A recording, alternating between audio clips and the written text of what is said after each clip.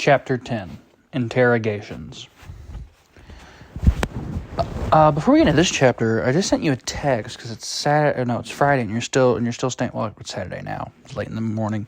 You were like, "What are you doing Friday late night that you're moving around so much? It's like 1 o'clock in the morning." That's my question.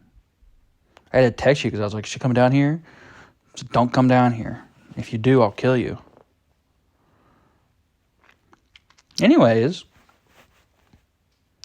it was very hard in the morning to argue with the part of me that was sure last night was a dream. Logic wasn't on my side, or common sense. I clung to the parts I couldn't have imagined, like his smell. I was sure I could never have dreamed that up on my own. It was foggy and dark outside my window, absolutely perfect. He had no reason not to be in school today. I dressed in my heavy clothes, remembering I didn't have a jacket.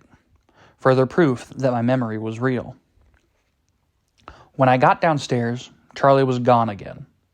I was running later than I'd realized. I swallowed a granola bar in 3 bites, chased it down with milk straight from the carton, and then hurried out the door. Hopefully the rain would hold off until I could find Jessica. It was unusually foggy. The air was almost smoky with it. The mist was ice cold, where it clung to the exposed skin on my face and neck. I couldn't wait to get the heat going in my truck. It was such a thick fog that I was a few feet down the driveway before I realized there was a car in it. A silver car. My heart thudded, stuttered, and then picked up again in double time. I didn't see where he came from, but suddenly he was there, pulling the door open for me. "Do you want to ride with me today?" he asked, amused by my expression as he caught me by surprise yet again. There was uncertainty in his voice. He was really giving me a choice. I was free to refuse, and part of him hoped for that. It was a vain hope. "Yes, thank you," I said, trying to keep my voice calm. As I stepped into the warm car, I noticed his tan jacket was slung over the headrest of the passenger seat. The door closed behind me, and sooner than should be possible, he was sitting next to me, starting the car. I brought the jacket... That's Edward.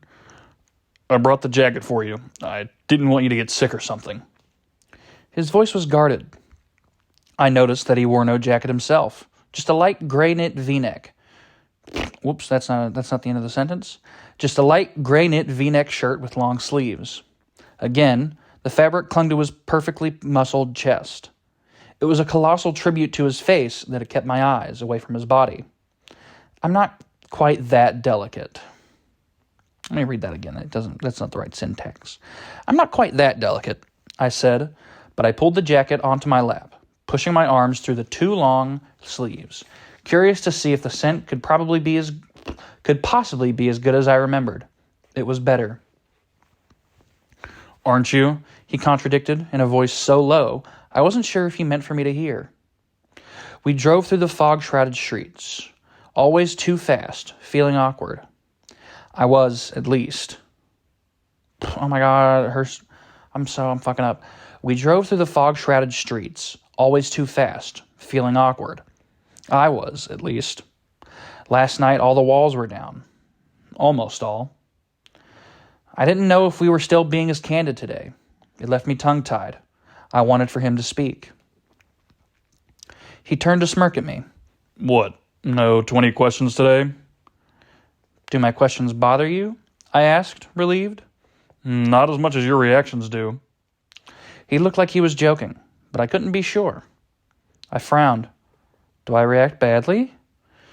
"No, that's not the problem. You take everything so coolly. It's unnatural. It makes me wonder what you're really thinking." "I always tell you what I'm really thinking." "You edit," he accused. "Not very much." "Enough to drive me insane." "You don't want to hear it," I mumbled, almost whispered. As soon as the words were out, I regretted them. The pain in my voice was very faint. I could only hope he hadn't noticed. He didn't respond, and I wondered if I had ruined the mood. His face was unreadable as we drove into the school parking lot. Something occurred to me belatedly. Where's the rest of your family? I asked, more than glad to be alone with him, but remembering that his car was usually full. They took Rosalie's car.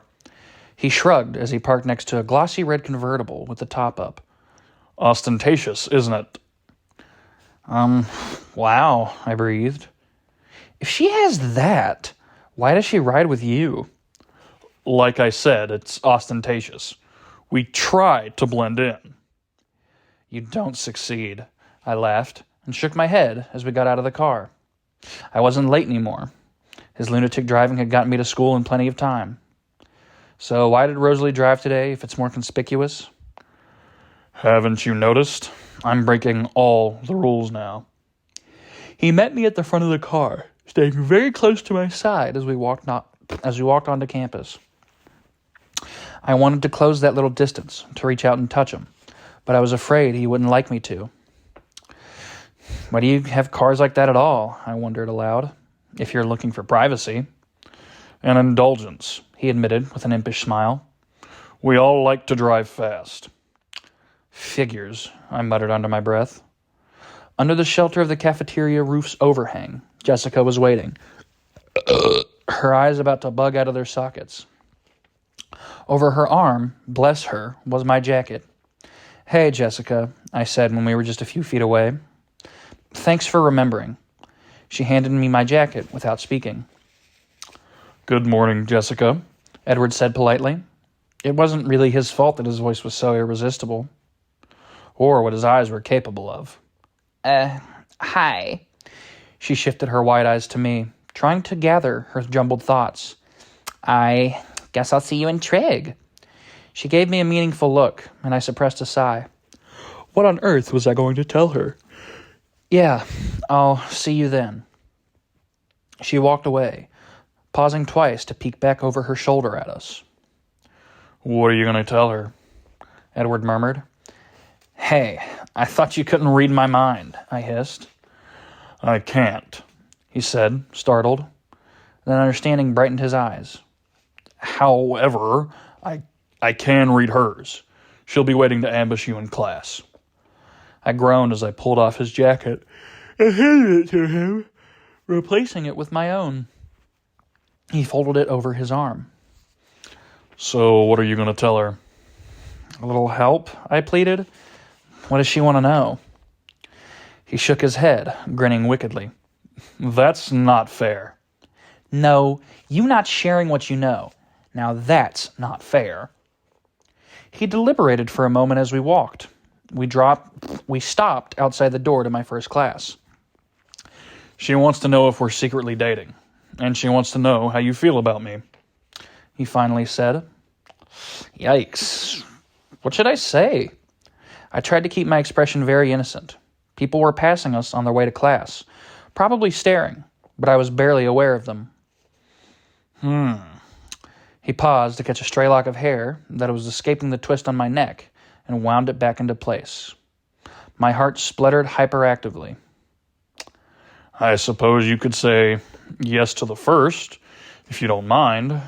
It's easier than the other explanation.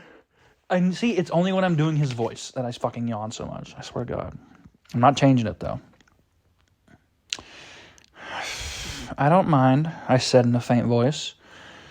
And as for her other question, well, I'll be listening to hear the answer to that one myself. One side of his mouth pulled up into my favorite uneven smile. I couldn't even catch my breath soon enough to respond to that remark. He turned and walked away. I'll see you at lunch, he called over his shoulder. 3 people walking in the door stopped to stare at me. I hurried into class. I think, I was only yawning a little bit, but now I think about how I'm yawning. It's that thing where you see someone yawn, it's advanced. I can think about how I'm yawning myself. I was listening back to one of the recordings, and I heard myself yawn in the recording, and it made me yawn. So, I have advanced into ultra yawning. These couple of pages are kind of stained on the edges. You nasty girl, you. You disgust me, you filthy fuck. Sorry, I had to check the recording and how many pages there actually were to the chapter. I usually check ahead. 18 more. Where were we? I hurried into class, flushed and irritated.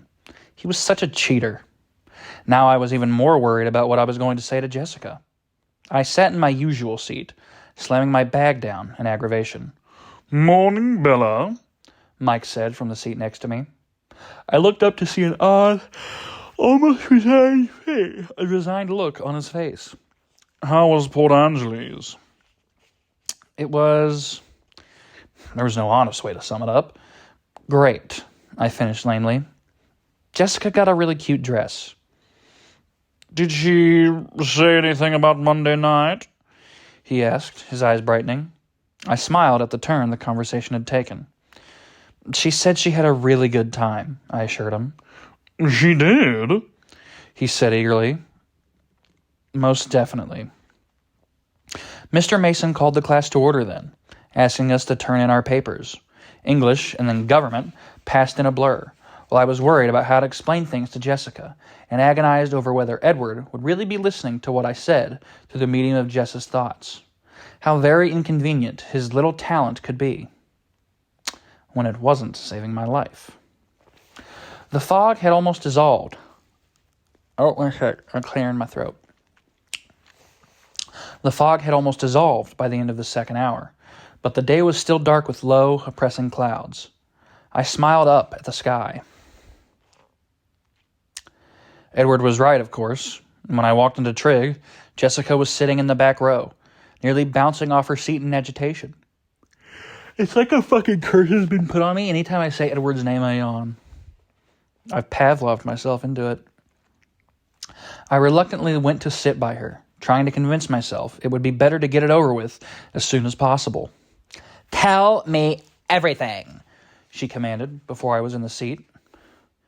"What do you want to know?" I hedged. "What happened last night?" "He bought me dinner and then he drove me home." She glared at me, her expression stiff with skepticism. "How did you get home so fast?"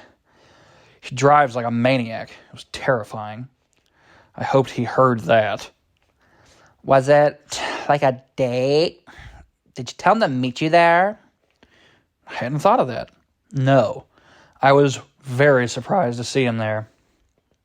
Her lips puckered in disappointment at the transparent honesty in my voice. "But he picked you up for school today?" she probed. "Yes. That was a surprise, too. He noticed I didn't have a jacket last night," I explained. "So, are you going out again?" "He offered to drive me to Seattle Saturday because he thinks my truck isn't up to it. Does that count?" "Yeah," she nodded. "Well, then, yes." W-O-W. She exaggerated the word into 3 syllables. "Edward Cullen."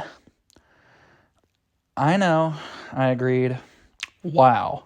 Didn't even cover it. "Wait." Her hands flew up, palms toward me like she was stopping traffic. "Has he kissed you?" No, I mumbled. It's not like that." She looked disappointed. I'm sure I did too. "Do you think Saturday?" She raised her eyebrows. I really doubt it. The discontent in my voice was poorly disguised. "So, what did you talk about?" She pushed for more information in a whisper. Class had started, but Mr. Varner wasn't paying close attention, and we weren't the only ones still talking. "I don't know, Jess. Lots of stuff," I whispered back. "We talked about the English essay a little. Very, very little. I think he mentioned it in passing." "Please, Bella," she begged. "Give me some details." "Well, okay, I've got one. You should have seen the waitress flirting with him. It was over the top, but he didn't pay any attention to her at all. Let him make what he could of that." "That's a very good sign," she nodded. "Was she pretty?" "Very, and probably 19 or 20. "Even better. He must really like you." "I think so, but it's hard to tell. He's always so cryptic. I threw in for his benefit, sighing. I don't know how you're brave enough to be alone with him, she breathed. Why?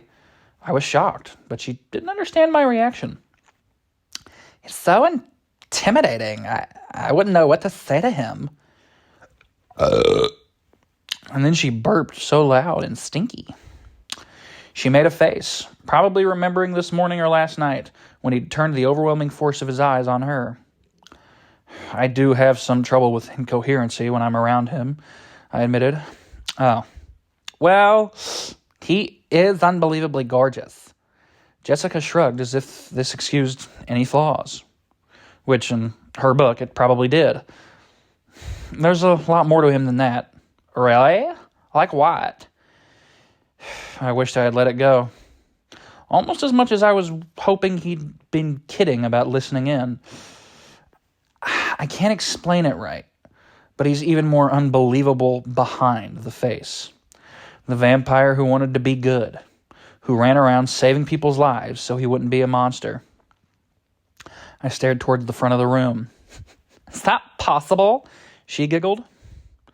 I ignored her, trying to look like I was paying attention to Mr. Varner. So you like him then? She wasn't about to give up. Yes, I said curtly. I mean, do you really like him? She urged. Yes, I said again, blushing. I hoped that detail wouldn't register in her thoughts. She'd had enough with the single-syllable answers. How much do you like him? Too much, I whispered back. More than he likes me. But I don't see how I can help that, I sighed, one blush blending into the next.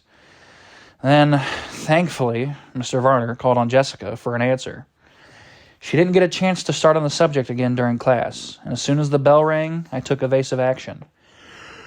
In English, Mike asked me if you said anything about Monday night, I told her. Oh, you're kidding! What did you say? She gasped, completely sidetracked. I told him you said you had a lot of fun. He looked pleased. Tell me exactly what he said. And your exact answer. We spent the rest of the walk dissecting sentence structures and most of Spanish on a minute description of Mike's facial expressions. I wouldn't have helped draw it out for as long as I did if I wasn't worried about the subject returning to me.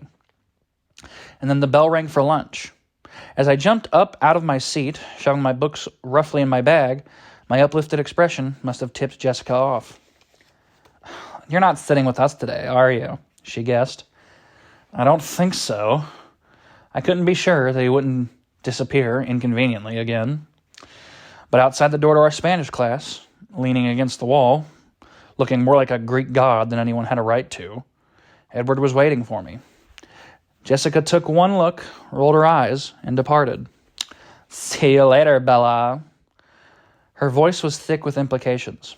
I might have to turn off the ringer on the phone. Hello.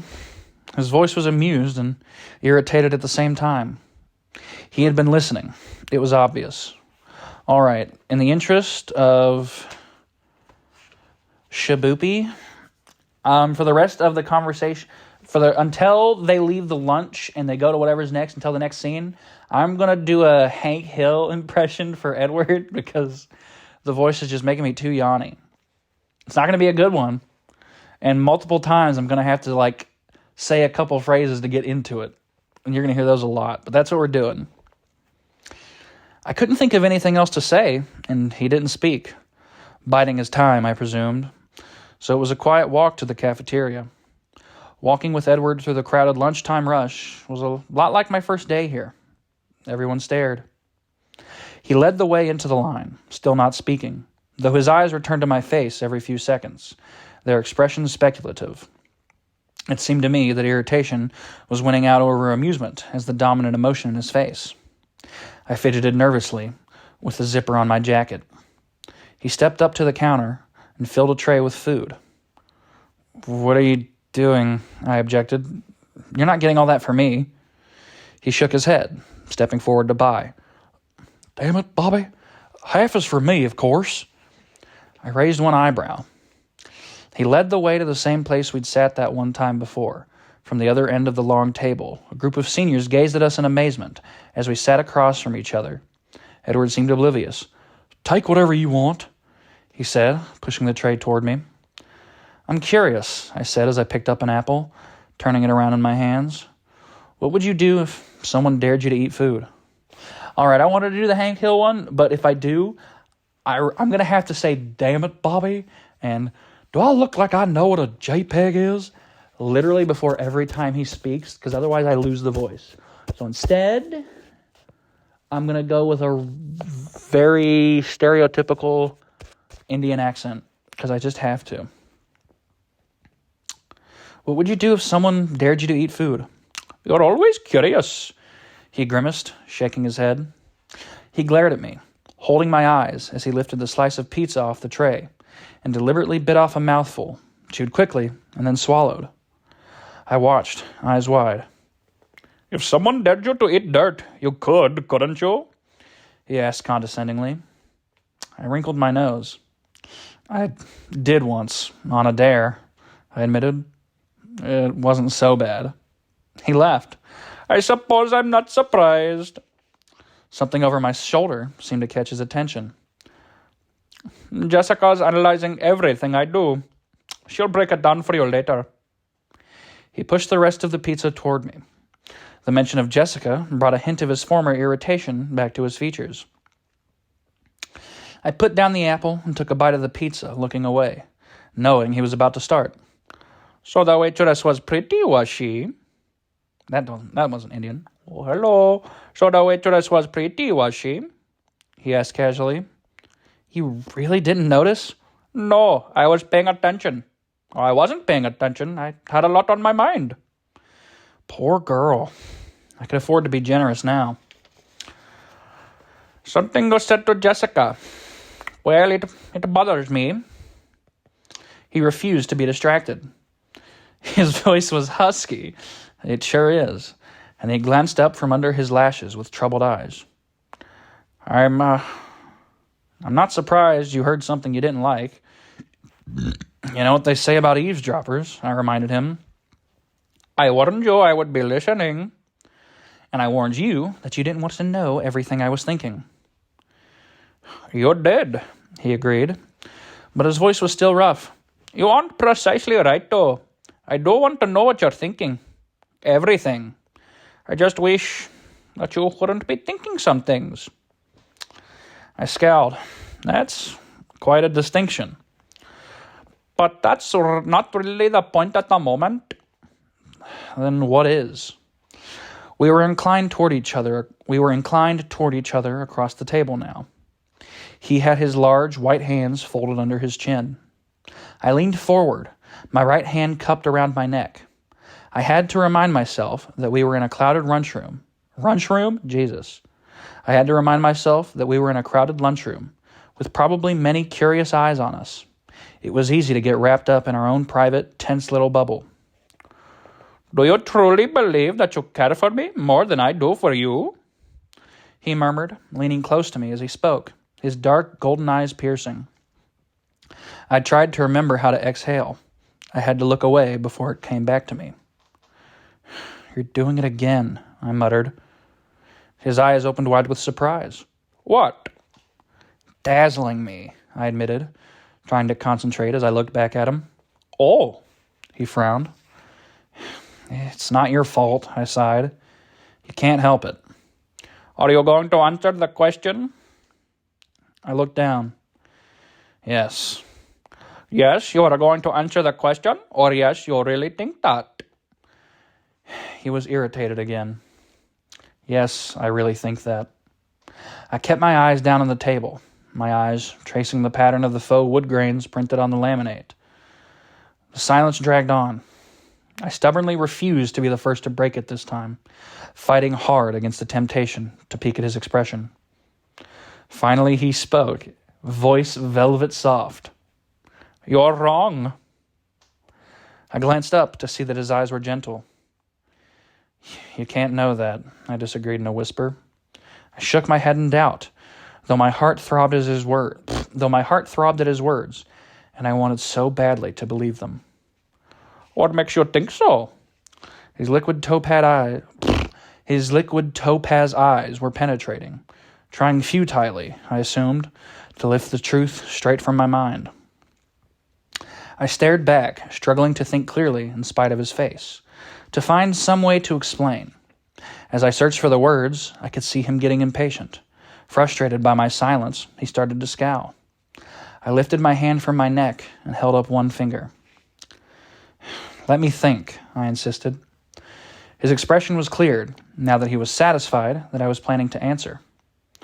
I dropped my hand to the table, moving my left hand so that my palms were pressed together. I stared at my hands, twisting and untwisting my fingers as I finally spoke. "Well, aside from the obvious, sometimes," I hesitated. I can't be sure.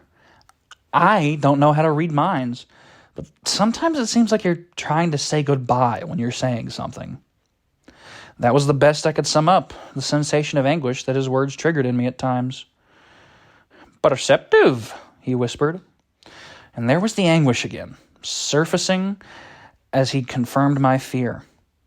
"That's exactly why you're wrong, though," he began to explain. But then his eyes narrowed. "What do you mean? The obvious?" "Well, look at me," I said, unnecessarily, as he was already staring. "I'm absolutely ordinary. Well, except for bad things like all the near-death experiences and being so clumsy that I'm almost disabled. Canceled. You can't say that. Sorry. And look at you." I waved my hand toward him and all his bewildering perfection. "That must piss you off so much, Liv. Especially if you imagine Bella to look like, if Edward and Bella to look like their actors, because you really want to fucking Kristen Wiig. Not Kristen Wiig. That's the fucking that's the comedy actress. Kristen Bell? I don't remember her name. I'm totally blanking on it. We must like her much more than Robert Pattinson. Although you do seem to only like her when she's got the butch haircut, so maybe you don't like this version of her. Also, she's like, 17? So you're going to be 24 when you're going to be 24 when you're listening to this for the first time. So back off, pervert.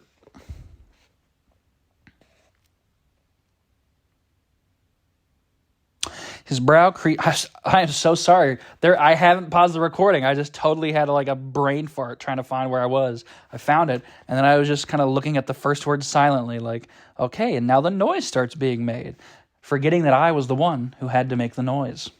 Okay.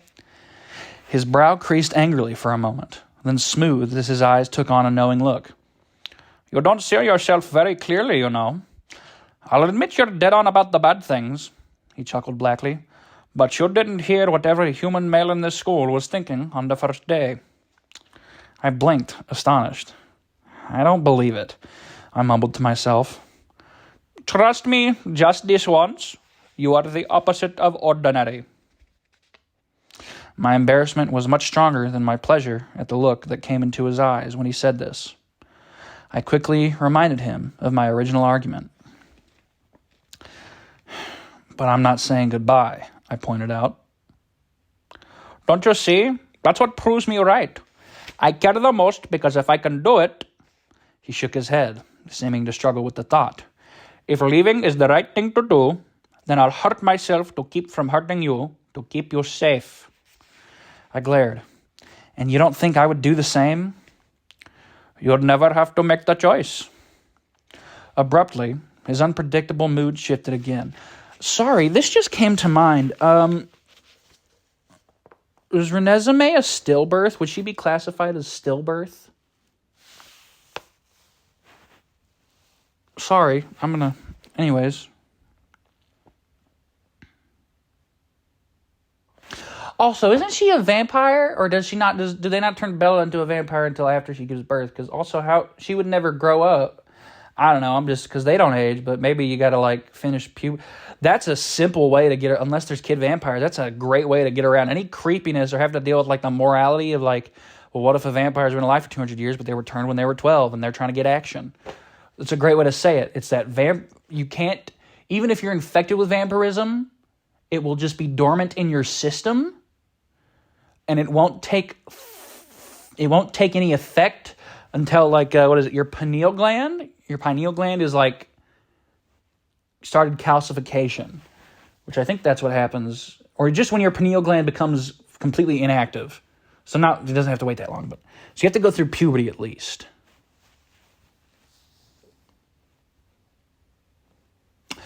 I don't know. Interesting things to think about. Abruptly, his unpredictable mood shifted again. A mischievous, devastating smile rearranged his features. Of course, keeping you safe is beginning to feel like a full-time occupation that requires my constant presence. No one has tried to do away with me today, I reminded him, grateful for the lighter subject. I didn't want him to talk about goodbyes anymore. If I had to, I suppose I could purposely put myself in danger to keep him close. I banished that thought before his quick eyes rested on my face. Sorry, I lost my place. That idea would definitely get me in trouble. Yet, he added. Yet, I agreed. I would have argued, but now I wanted him to be expecting disasters. I have another question for you. His face was still casual. Shoot. Do you really need to go to Seattle this Saturday, or was that just an excuse to get out of saying no to all your admirers? I made a face at the memory. I haven't forgiven you for the Tyler thing yet, I warned him.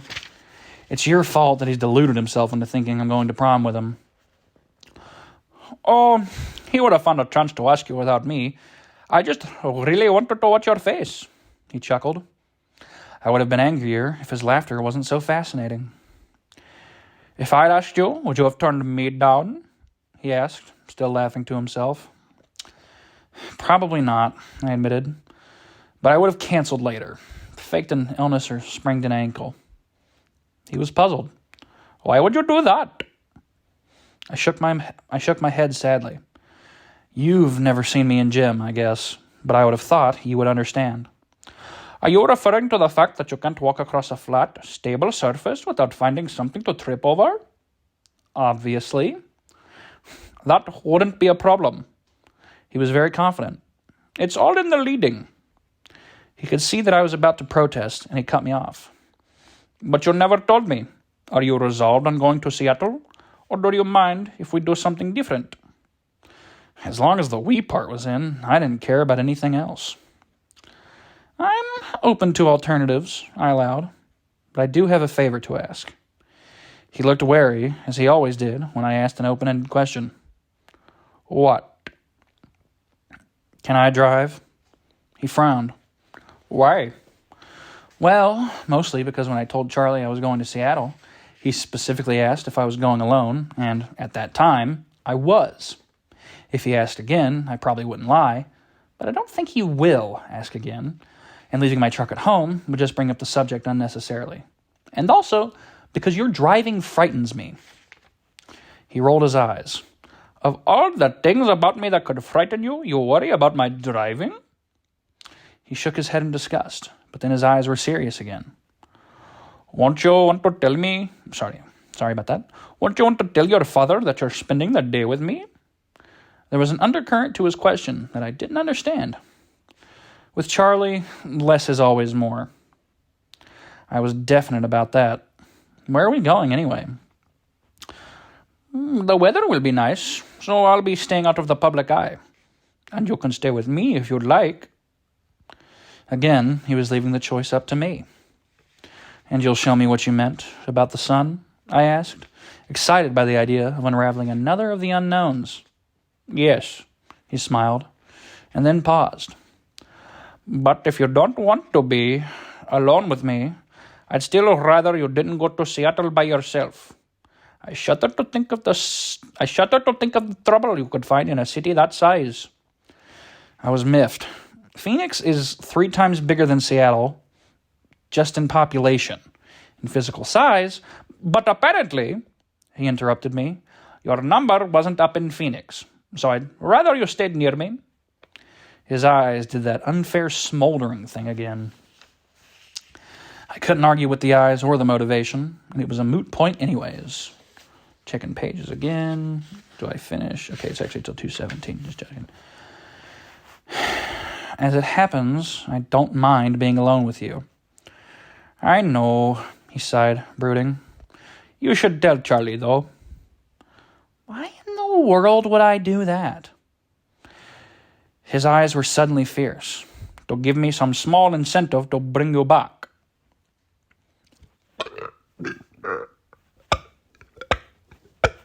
I don't need to burp that much. I'm forcing myself to burp. There's like a little pocket of air stuck in my esophagus.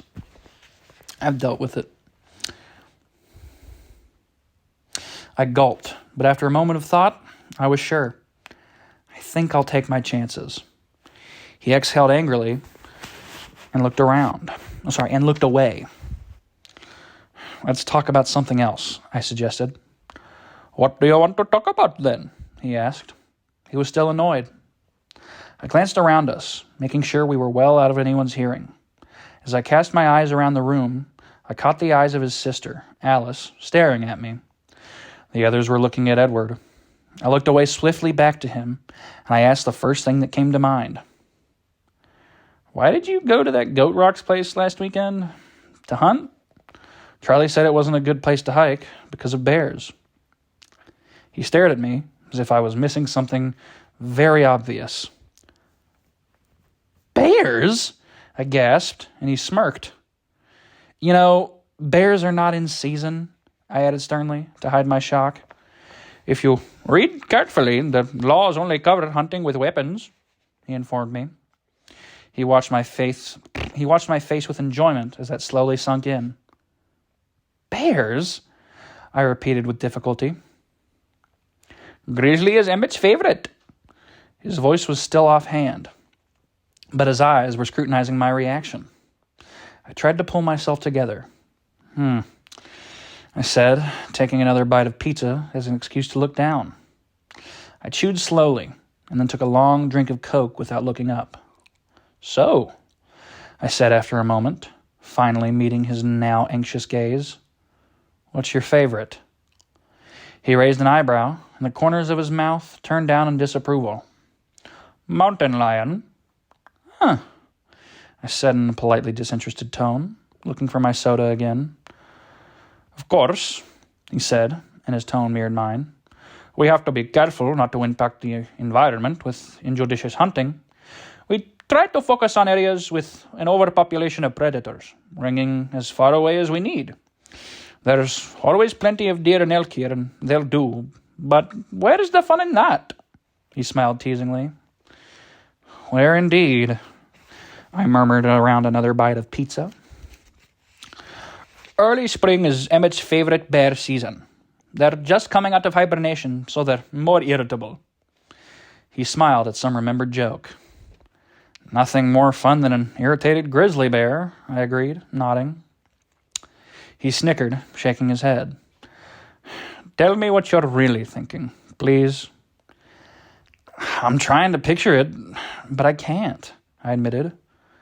How do you hunt a bear without weapons? Oh, we have weapons. He flashed his bright teeth in a brief, threatening smile. I fought back a shiver before it could expose me. Just not the kind they consider when writing hunting laws. If you've ever seen a bear attack on television, you should be able to visualize Emmett hunting. I couldn't stop the next shiver that flashed down my spine. I peeked across the cafeteria toward Emmett, grateful that he wasn't looking my way. The thick bands of muscle that wrapped his arms and torso were somehow even more menacing now. Edward followed my gaze and chuckled. I stared at him, unnerved. Are you like a bear too? I asked in a low voice. More like the lion, or so they tell me, he said lightly. Perhaps our preferences are indicative. I tried to smile. Perhaps, I repeated. But my mind was filled with opposing images that I couldn't merge together. Is that something I might get to see? Absolutely not. His face turned even whiter than usual, and his eyes were suddenly furious. I leaned back, stunned, and though I'd never admit it to him, frightened by his reaction. He leaned back as well, holding his arms across his chest. Too scary for me? I asked when I could control my voice again. If that were it, I would take you out tonight, he said, his voice cutting. You need a healthy dose of fear. Nothing could be more beneficial for you. But then why? I pressed, trying to ignore his angry expression. He glared at me for a long minute. Later, he finally said. He was on his feet in one lithe movement. We're going to be late. I glanced around, startled to see that he was right and the cafeteria was nearly vacant. When I was with him, the time and the place were such a muddled blur that I completely lost track of both. I jumped up, grabbing my bag from the back of my chair. Later, then, I agreed. I wouldn't forget. Voice is going a little bit now, but end of chapter 10. Oh my God, I didn't realize the entire rest of the chapter would be the Indian voice. Not that I didn't enjoy it. It was fun to do. I just wasn't expecting it. And now I have to resist the urge not to do it for the rest of the book, because I don't need 8 hours of me doing an Indian accent to exist. Just not good optics. I think I've said that before, but bad optics. Bad optics. I'm gonna go. Bye, bestie.